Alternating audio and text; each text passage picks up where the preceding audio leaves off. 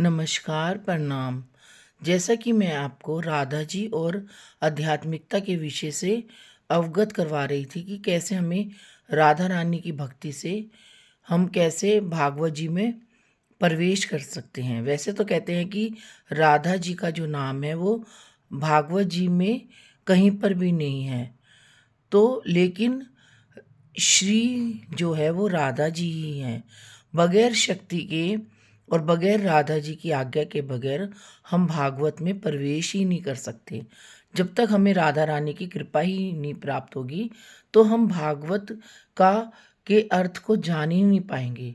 ना भ को जान पाएंगे, ना ग को, ना व को, ना त को। क्योंकि भागवत जो है भगवत, भगवत से बना है।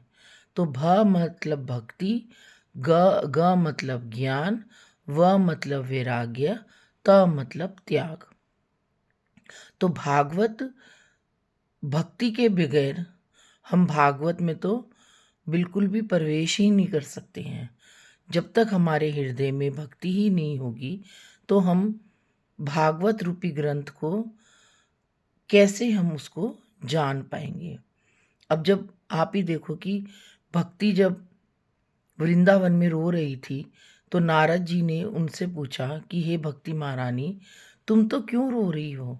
तो भक्ति महारानी ने कहा कि मेरे ये दोनों पुत्र हैं, ये दोनों के ज्ञान और वैराग्य दोनों वृद्ध होते जा रहे हैं और ये सचेत ही नहीं हो रहे हैं, अचेत पड़े हैं और इनके बगैर मैं बिल्कुल ही निष्फल हूँ।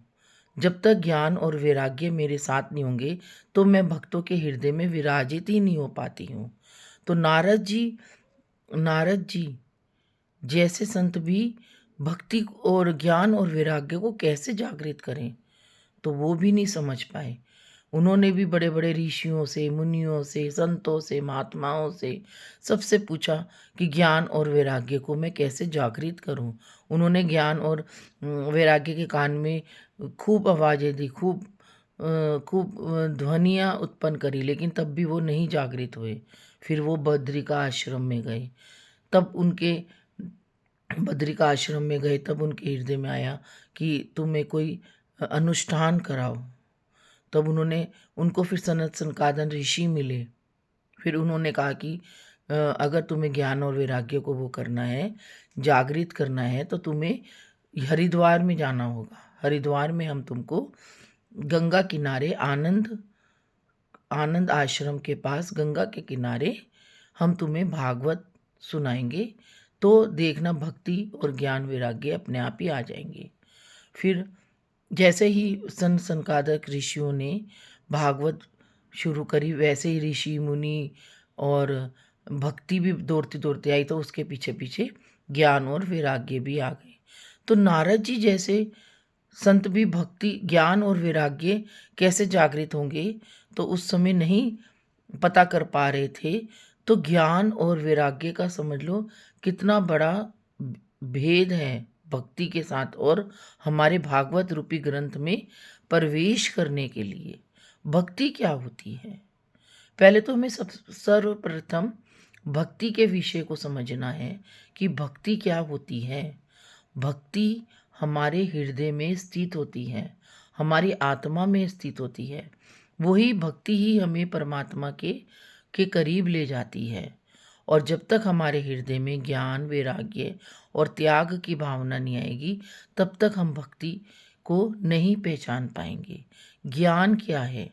ज्ञान का मतलब है हम कौन हैं, हम कहाँ से आए हैं और हमें कहाँ जाना है। तो ज्ञान के द्वारा हम अपने आप को पहचान पाते हैं। वैराग्य, वैराग्य का मतलब है हमें ईर्ष्या द्वेष अभिमान व्यभिचार से वैराग्य लेना है। हमें अपने हृदय को सुकोमल बनाना है। हमें इन सब चीज़ों से वैराग्य लेकर ज्ञान के द्वारा भक्ति के द्वारा अपने हृदय में परमात्मा को स्थापित करना है। और त्याग का मतलब ये नहीं है कि हमने सारी त्याग दिया हर चीज़, हम साधु संत बन गए। नहीं, हम अपने जो भगवान ने हमें, जैसे कहते हैं ना कि हम भगवान के आश्रम है, गृहस्थ आश्रम, संन्यास आश्रम, वानप्रस्थ आश्रम। तो हमारे को भगवान, हर आत्मा को भगवान उनके अनुसार, उनके कर्मों के अनुसार आश्रम प्रदान करता है। जैसे किसी को गृहस्थ आश्रम में मिलता है और किसी को गृहस्थ आश्रम में भी आध्यात्मिकता आती है, भक्ति आती है, ज्ञान आता है, वैराग्य उत्पन्न होता है, त्याग उत्पन्न होता है। तो वो ज़रूरी नहीं है कि सब कुछ त्याग कर जंगलों में जाए या भक्ति के खातिर अपना गृहस्थ जीवन त्याग के आश्रमों में चला जाए। तो उसी गृहस्थ आश्रम में रहकर ज्ञान, वैराग्य और भक्ति और त्याग के द्वारा वो अपने जीवन को संपूर्ण परमात्मा के सुपुर्द कर दे, संरक्षित कर दे परमात्मा को अपना पूरा जीवन। तो देखो गृहस्थ आश्रम में रहकर भी वो कितना आध्यात्मिकता वाला जीवन जी सकता है। तो भागवत में प्रवेश के लिए हमको भक्ति, ज्ञान, वैराग्य, त्याग के द्वारा ही हम भागवत में प्रवेश कर सकते हैं। अब प्रथम अध्याय में, भागवत जी के प्रथम अध्याय में ही ज्ञान, वैराग्य, भक्ति को कैसे हम अपने हृदय में स्थापित करें, नारद जी ने कैसे ज्ञान और वैराग्य को सचेत किया, सबसे पहले यही सब दिया है। फिर आत्मदेव जी का है कि आत्मदेव थे तो वो बेचारे बहुत परेशान थे कि हम कैसे, तो फिर उनके दो पुत्र होते हैं, धुंधकारी और गोकर्ण होते हैं। तो कैसे धुंधकारी और गोकर्ण अलग अलग स्वभाव के हो जाते हैं। तो ज़रूरी नहीं है कि हमारा जो जीवन है हम उस जीवन में जैसे हमारे वो दे, लेकिन हम जो जीवन है हमें अपने कर्मों के अनुसार मिलता है। अब धुंधकारी और गोकर्ण का ही चरित्र देख लो, है ना। तो उसमें धुंधकारी कितना व्यभिचार है, कितना अहंकारी है, और गोकर्ण है जबकि वो गाय से पैदा हुआ है, लेकिन परमात्मा की कृपा से वो इन है एकदम मनुष्य की तरह। इसकी कथा मैं आपको अगले एपिसोड में बताऊंगी कि आत्मदेव कौन थे और धुंधकारी और गोकर्ण का क्या है। लेकिन एक मैं आपके सामने भागवत में प्रवेश का द्वार बताती हूँ कि धुंधकारी और आत्मदेव और गोकर्ण की भी कथा आती है, कैसे वो हम उनको समझे, हम उनको जाने, हम उनको पहचाने, तो हम कैसे भागवत में प्रवेश करें। मेरा कहने का तात्पर्य है कि बगैर शक्ति के बगैर हम भागवत रूपी ग्रंथ को नहीं पहचान पाते। शुरू से ही अगर हम काल शक्ति के विषय को जाने, भगवान विष्णु को जाने, नारद जी को जाने, सनकाद ऋषियों को जाने, तो हम भागवत में आसानी से प्रवेश कर सकते हैं।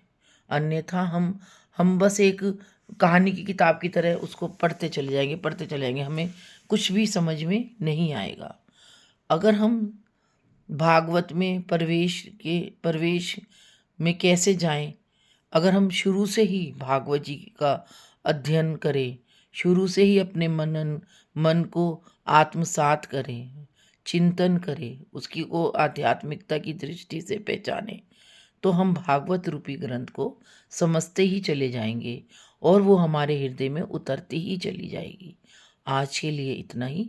कल के एपिसोड में मैं आपको भागवत रूपी ग्रंथ से ही अवगत कराती चली जाऊंगी। राधे राधे।